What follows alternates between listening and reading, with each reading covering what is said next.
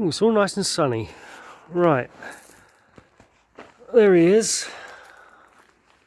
Not finished in any sense of the word.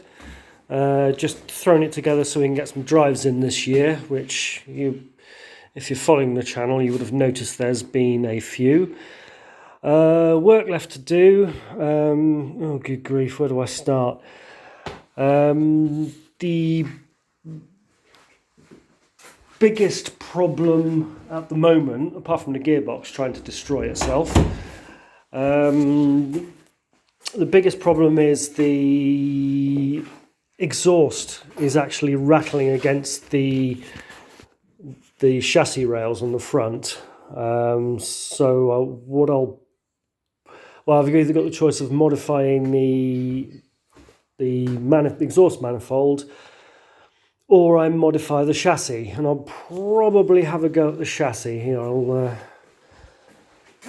made a sort of mock-up of what the chassis rail looks like.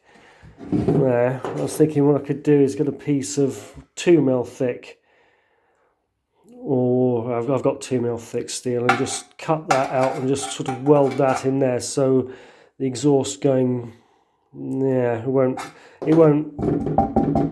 knock against the chassis rail whilst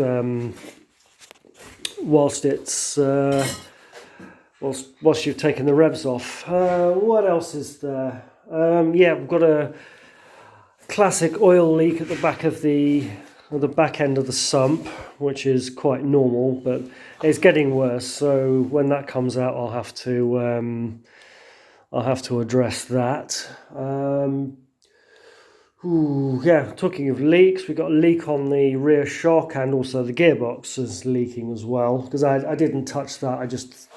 Once I'd got the suspension and the electrics sorted out, I just threw the engine back in so Lisbeth could have a bit of a drive, which we have done quite a bit. We've actually done about 1,000 miles. What else is there? We have the flywheel is completely stripped. So once I sort it, because I've got the 948 engine, but there's the ribbed gearbox from the later, from the latest Sprites, or even a Morris Minor. I'm not entirely sure which. So I have to sort out which starter ring or flywheel we need, and when that happens I might as well do the clutch, and so I need to find out which one of those to do as well. I'm sure it'll be fun. I'm sure, because I have to order all the parts and shipping is really expensive, I'm pretty sure it's all going to go horribly wrong and be very expensive. Onto the gearbox, which is decided to pull itself to pieces, or start to anyway. It rattles a lot in third, but it started jumping out of fourth, quite violently jumping out of fourth. So whoever sits in the passenger seat, which is usually me, has to spend their whole journey holding the gear stick in once it gets to fourth, so which is annoying. The speedo cable decided it was going to self-destruct as well, so very nice. That's the gearbox end of it. It's just completely decided to chew itself up.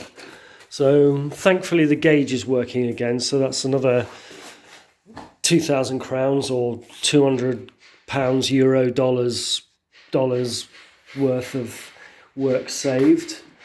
There's a few other small things. Oil pressure is a worry.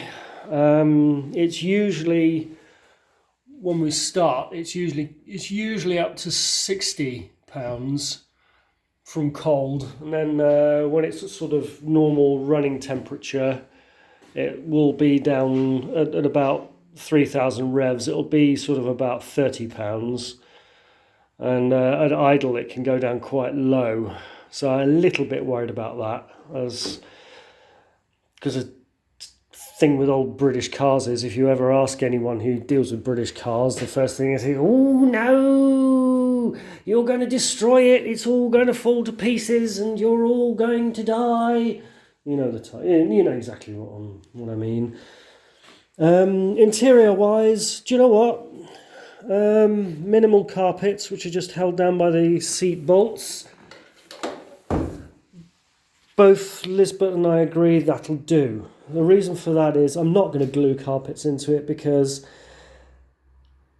one thing about having a roadster in a country like Norway is it's going to get wet. And when it does get wet, I'd rather pull the carpets out and put a heater and a dehumidifier in here, and that way it won't rust excessively.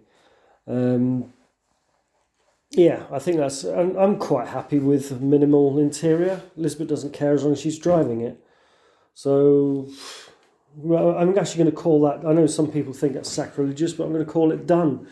So, I mean, the engine's loud enough, engine and exhaust is loud enough anyway. So, yeah.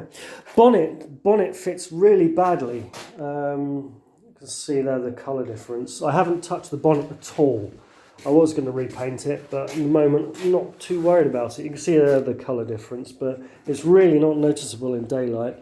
But yeah, the bonnet does fit really badly, and I'm come to the conclusion the only way I'm going to get it to fit better is if I modify the hinges.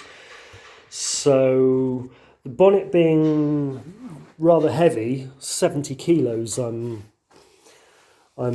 told it's 70 kilos. I'm in no position myself to be able to work on that. So I've been devising a plan. As you know, being a complete Billy no-mates, it can often take me 3 or 4 weeks just to assemble a group of people to help me do stuff. So I've devised myself a plan that I have installed one of those winches that you have for ski boxes. I know many parts of the world don't have the ski box thing, but the idea is that you, if I can get it in there, yeah, there you go, and you can winch up and down. So the idea is to sort of adapt it that I can winch up when it's in the open position, winch up the bonnet by, let's see if I can do this one-handed, probably can't, but we shall try. No, I can't quite do it one-handed. Yeah, well, if you don't know how the bonnet lifts up, then tough.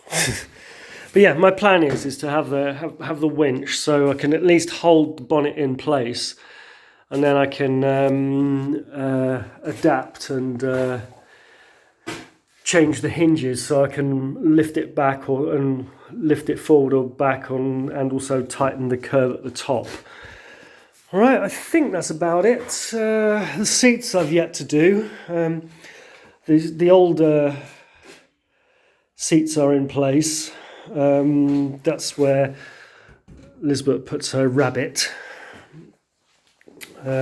plushy soft toy rabbit, who's the car's mascot. Yeah, these seats, as I said, I haven't touched them yet. I have the new covers. I haven't put them on because I'm a bit worried that when I remove these seat covers, there isn't much seat left underneath. And yeah, I've got to sort out the heater thing as well, because I need to organise the hose from the front of the car to the heater box. Because at the moment when I switch it on, it's just sort of drawing out warm air from underneath the bonnet. So yeah, I think that's pretty much it.